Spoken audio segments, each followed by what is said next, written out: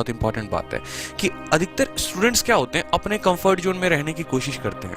रोज सुबह अगर आप ये नहीं सोच रहे कि हम 6 बजे 7 बजे 8 बजे उठकर पढ़ना शुरू कर दें, एक अगर 6 बजे आपको उठना है सुबह में, तो आप ठान लो कि दुनिया इधर से उधर हो जाए, पलट हो जाए, मुझे तो 6 बजे उठना है, मुझे तो 6 बजे उठना है। 6 बजे अगर आप उठने का टारगेट बना ले रहे हो, 7 बजे आप उठने का टारगेट बना ले रहे हो, अगर आप अपने कंफर्ट जोन से बाहर आ रहे हो, आकर कुर्सी पर बैठ जा रहे हो ना, तो फिर दुनिया में आपको कोई भी नहीं हिला सकता। कोई आपके इरादे को हिला नहीं सकता है, कोई आपको पीछे नहीं छोड़ सकता, आप ही आगे रहोगे। इसीलिए लाइफ वहीं पर बिगिन होती है जहां पर आपका कंफर्ट जोन खत्म होता है। कंफर्ट जोन एक स्टूडेंट के लिए एक बहुत बड़ा टॉपिक है।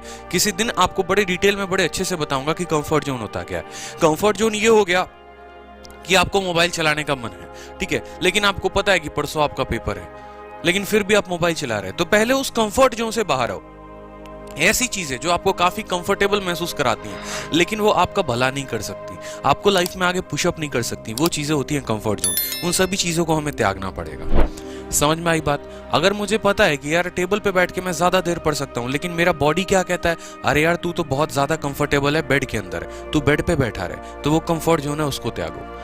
ठीक है, आपको पता है कि चावल खाने से नींद आ जाएगी, रात में चावल खा रहे हो, दिन में खा रहे हो, ठीक है, लेकिन मन कहता है यार सब्जी इतनी खतरनाक बनी है, चावल तो एक बार बनता है, ठीक है, और चावल खाते ही लुढ़क जाते हो आप पढ़ नहीं पाते। तो वो भी एक कंफर्ट जोन है। ये छोटे छोटे कंफर्ट जोन है। आपको पता है कि अभी मेरे को थोड़ा सा पढ़ लेना चाहिए, लेकिन नई वेब सीरीज आई है, एक बार उसको खत्म कर लेंगे तो थोड़ा अच्छा फील होगा। तो ये वेब सीरीज, ये गर्लफ्रेंड्स, ये मैसेजेस, ये व्हाट्सअप, फेसबुक, ये आपके सारे के सारे कंफर्ट जोन है। जिस दिन आपने इन कंफर्ट जोन को बाहर कर दिया ना, इनको पीछे छोड़ दिया, आपकी लाइफ की जर्नी, बहुत स्मूथ जर्नी आपकी वहीं से शुरू हो जाएगी।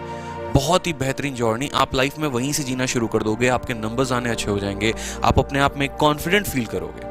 तो रोज सुबह अपने आप से बात बोलो, 5 बात बोलो जो एपीजे अब्दुल कलाम कहते थे, ठीक है। और जिस दिन आपने अपने आप ने मन में ये ठान लिया ना, तो उस दिन उनकी कही बात एक सच हो जाएगी कि if you salute your duty you don't need to salute anybody, if you salute your duty you don't need to salute anybody, but if you pollute your duty you have to salute everybody.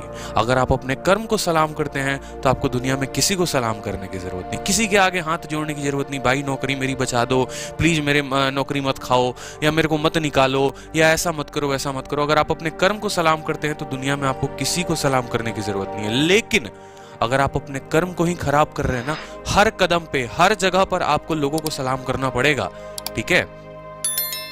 Clear है? नौकरी बड़ी छोटी नहीं होती, व्यक्तित्व इंसान का बड़ा होता है, वो उसको बड़ा बनाता है, उसका व्यवहार, उसका चरित्र उसको बड़ा बनाता है। तो ये बात आप ध्यान रखेंगे। रोज सुबह आपको अपने आप से कहना है कि भाई मुझे अपने कंफर्ट जोन से बाहर निकलना है, ठीक है, मुझे उठना है बेड पर से, मुझे शीट लेना है और शीट लेकर वो कैब की मुझे रूम में घूम घूम के उसको याद करना है, मुझे जोर से बोलना है। कहते हैं ना कि उड़ नहीं सकते तो कम से कम दौड़ो, दौड़ नहीं सकते तो चलो, चल नहीं सकते तो रेंगो, लेकिन चलते रहो। जीवन चलने का नाम है, रुकने का नाम नहीं है।